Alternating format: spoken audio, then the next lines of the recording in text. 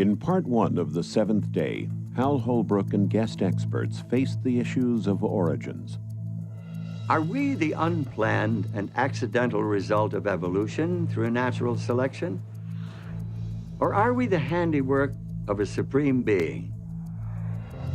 Do we owe our existence to the Aztec or Babylonian gods? Or to some alien creatures from outer space? What is the truth about our origin? When was our universe born? How did the stars find their places? Science can talk about how the universe behaves, how things take place within the universe. It cannot explain why something exists rather than nothing. By the word of the Lord were the heavens made, and all the host of them by the breath of his mouth. And on the seventh day God ended his work which he had made, and he rested on the seventh day. God creates the entire world in 6 days, and then he rests on the Sabbath. The Sabbath is, though, a creation in and of itself, because what it does is put the rest of the 6 days in perspective. The commandment to observe the Sabbath every seventh day, the longest of all the 10 commandments, was preserved with the other 9 on stone tablets and placed in the Ark of the Covenant. Individuals today are in great need of finding a sanctuary in time, which is what the Sabbath is. Pope John Paul II, in his apostolic letter Dies Domini, suggests that the Sabbath recalls that the universe and history belong to God. In more than 100 ancient and modern languages, the seventh day of the week was named Sabbath, or its equivalent. As we increase our knowledge of the past, as we unravel its mysteries, the outlines of our history become more and more distinct. From caves and burial sites, from stony cliffs that were once cities and towns, from the wrecks and ruins of long-lost tribes and nations, there emerge new clues to broaden our understanding of the human story. From the records of extinct civilizations and societies, and from the volumes of ancient literature, archaeologists are continually adding to the picture. There is a day that sets the weekly structure of time and binds the human family to its beginnings, the seventh-day Sabbath that links us to the Creator. And now, part 2 of the seventh day, revelations from the lost pages of history.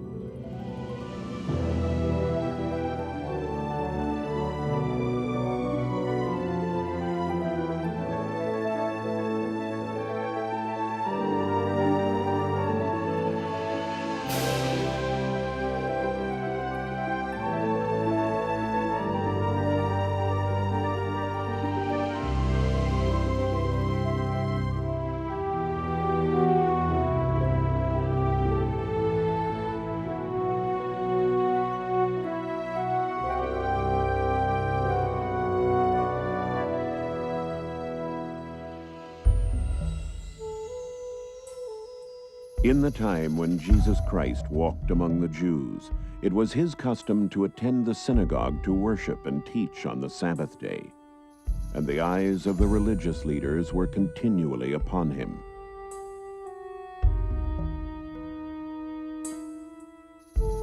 Some of the rabbis of his day argued with him over the proper way to observe the Sabbath. They waited to see if he would heal people on the holy day, so they might accuse him of breaking the Sabbath.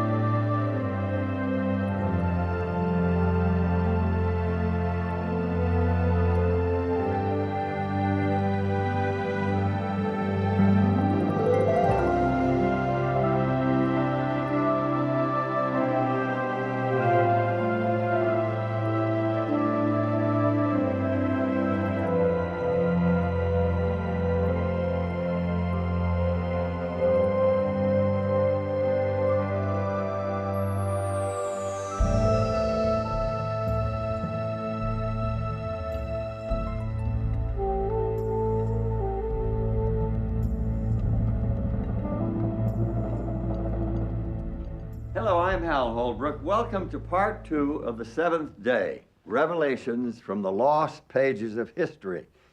What Jesus Christ did on that Sabbath 2,000 years ago was revolutionary indeed. By healing on that day, he won the hearts of the common people. This placed him in direct conflict with the Jewish leaders.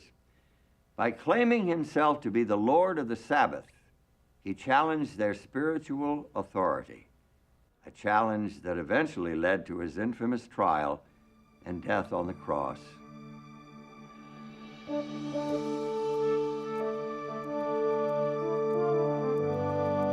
Jesus was born in Bethlehem, an insignificant town in the region of Judea during the reign of Caesar Augustus, the first great Roman emperor.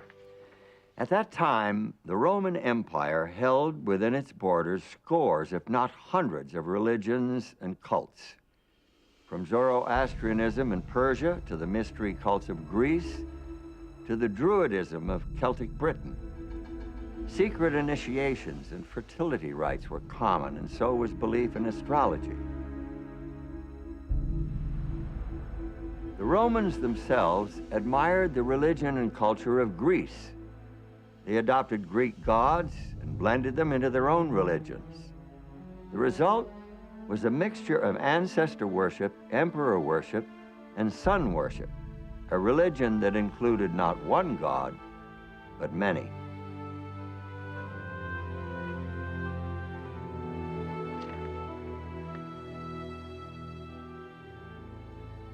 The Jews, on the other hand, worshipped only one god.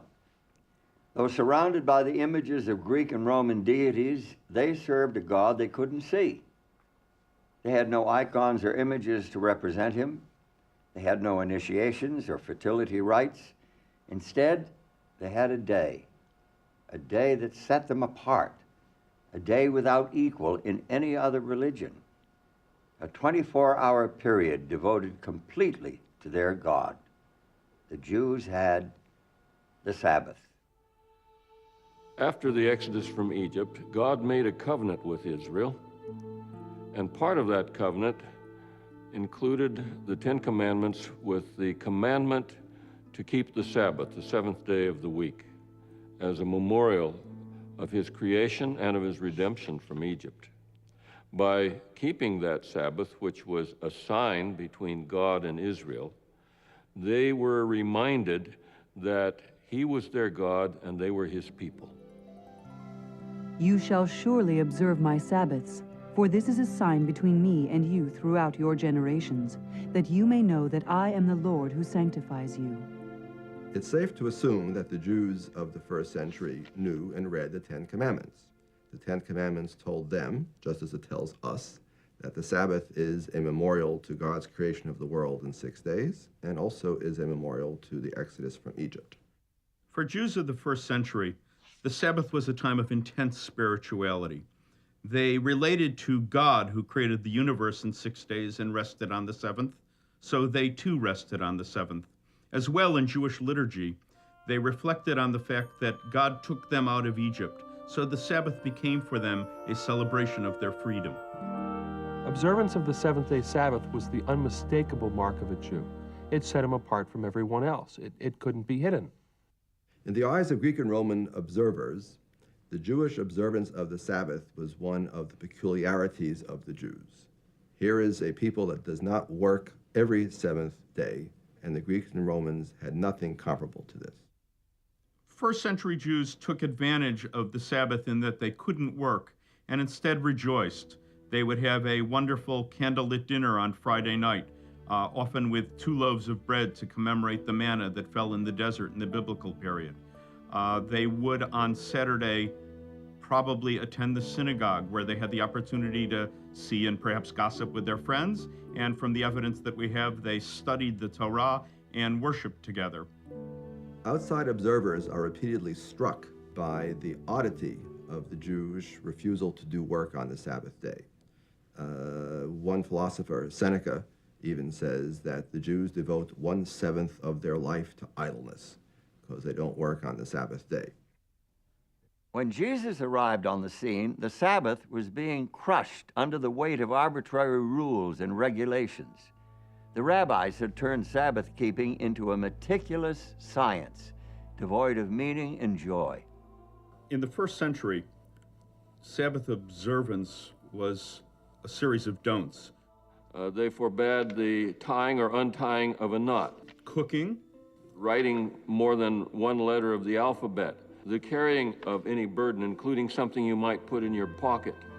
and a lot of the day-to-day kind of work, like preparing skins and hides and the things that you would need for subsistence. They forbade the kindling of a fire or the extinguishing of a fire.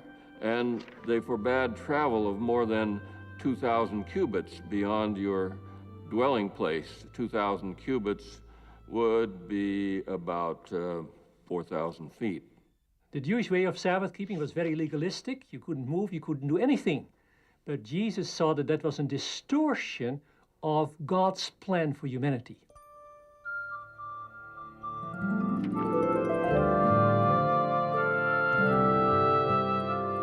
By healing the man with the withered hand, Jesus showed the true spirit of the Sabbath. He rejected the rabbis' rules. He kept the Sabbath as taught in the ancient Hebrew scriptures.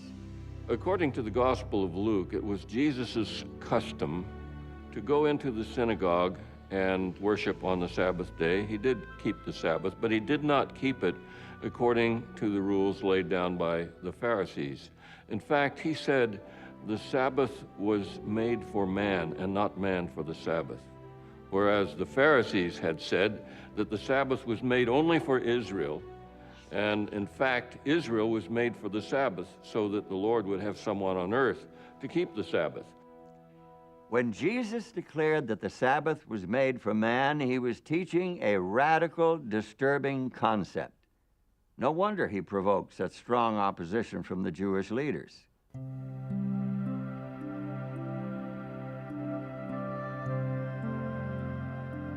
On another Sabbath, Jesus was teaching the people. And there was a woman who had been ill and bent over for 18 years. And he called her to him.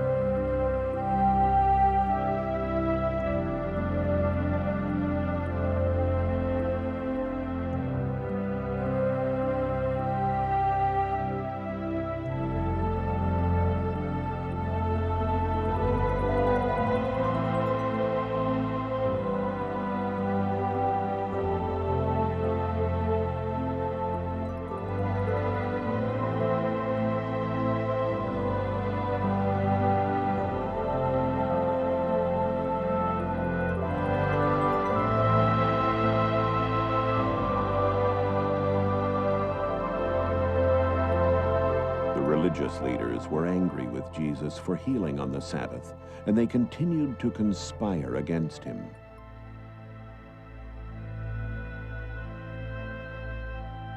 To the religious leaders, this was scandalous behavior, particularly because it broke their mortal danger rule. The mortal danger rule said that there were some things you could do on the Sabbath only in life or death cases. You could save someone whose life was in danger, but you could not heal a chronically ill person on the Sabbath. That would have to wait for another day. But Jesus didn't want to wait another day. He was saying basically, you untie your animal so that your animal can rest on the Sabbath, but you are criticizing me for loosing this woman from her burden so that she can truly keep Sabbath for the first time in many, many years. It was a devastating argument. St. John, in his record of the life of Jesus, reports that for this reason the Jews were persecuting Jesus because he was doing these things on the Sabbath. They accused Jesus of breaking the Sabbath, and they were afraid that the people would follow Jesus, the nation would become a nation of Sabbath breakers, and this would incur the judgments and the wrath of God, and they would lose their nation. And it was this fear that led to the crucifixion of Christ.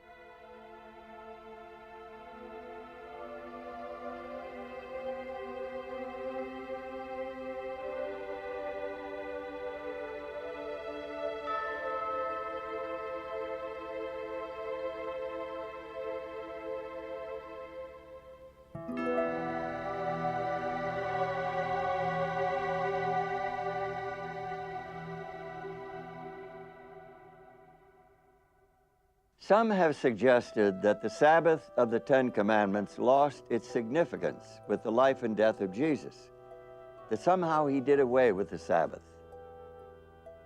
When he said the Sabbath was made for man and not man for the Sabbath, he could have said the Sabbath was given to Israel and is no longer necessary for people other than Israelites to keep, and maybe not even Israelites. He had all kinds of opportunities to say, the Sabbath isn't important, let's get rid of the Sabbath. But instead, all the controversies that he had with the Pharisees were not about whether the Sabbath should be kept, but how it should be kept.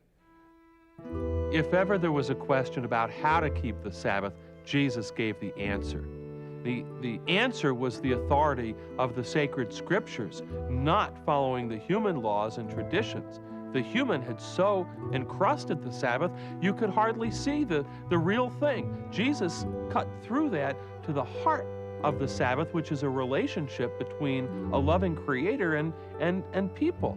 And so Sabbath, away from the secular activities, could be a day of action, a day of concern for your fellow beings, a day for fellowship, a day to spend more time with God, your family, your neighbors, your friends.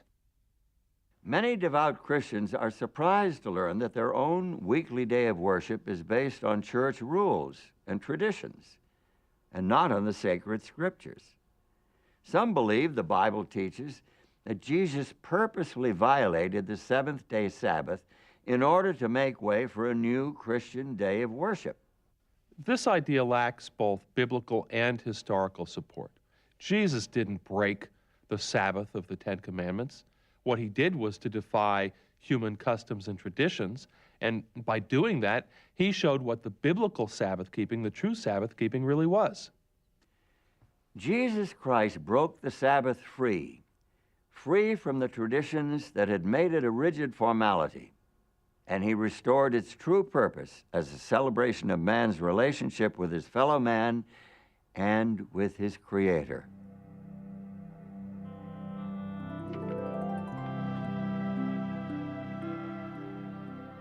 When ye therefore shall see the abomination of desolation spoken of by Daniel the prophet, let them which be in Judea flee into the mountains. But pray ye that your flight be not in the winter, neither on the Sabbath day.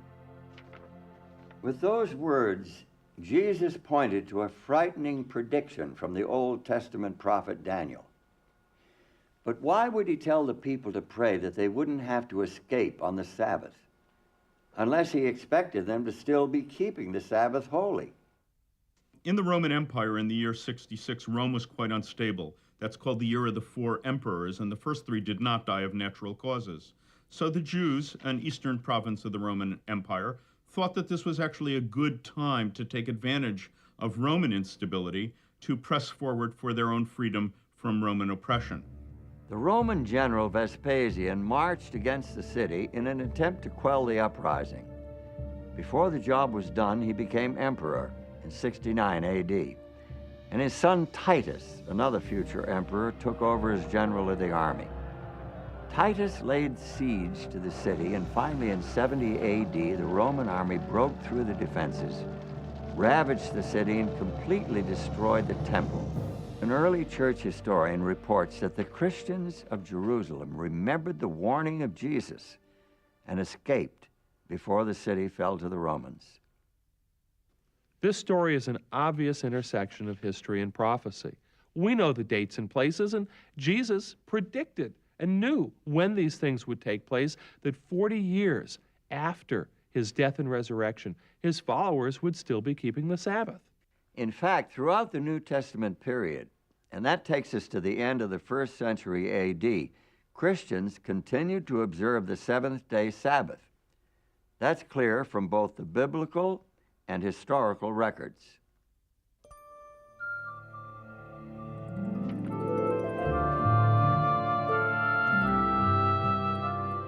The early Christians saw the relation to Judaism not as a kind of a discontinuity, but as a progression. In fact, their religion was the fulfillment of all the hopes and expectations of the Old Testament. Christians did not see themselves as a new religion. They believed that they were Jews. They were the true Israel. They were the children of Abraham. If they were Gentiles, they were the children of Abraham by faith. One thing that Jews and Christians shared was an idea that God acts in history, that he acted at Sinai, at the Exodus, at creation, and the record of those actions is in the Hebrew Scriptures. The belief in the one God, a personal God, a loving creator in relationship with his creatures, this was at the heart of both Jewish and Christian theology. It was also at the heart of the experience of Sabbath keeping for them as a relationship with a loving creator. But for Christians, the life and death of Christ added a new dimension, a new reason for Sabbath keeping. So then, there remains a Sabbath rest for the people of God. With those words, St. Paul showed that Christian faith took the Sabbath to new heights. With the death and resurrection of Jesus, Christians had a new hope, a hope of deliverance from a world of sin. And the Sabbath, originally the memorial of creation, now also commemorated salvation and the spiritual peace that it brings.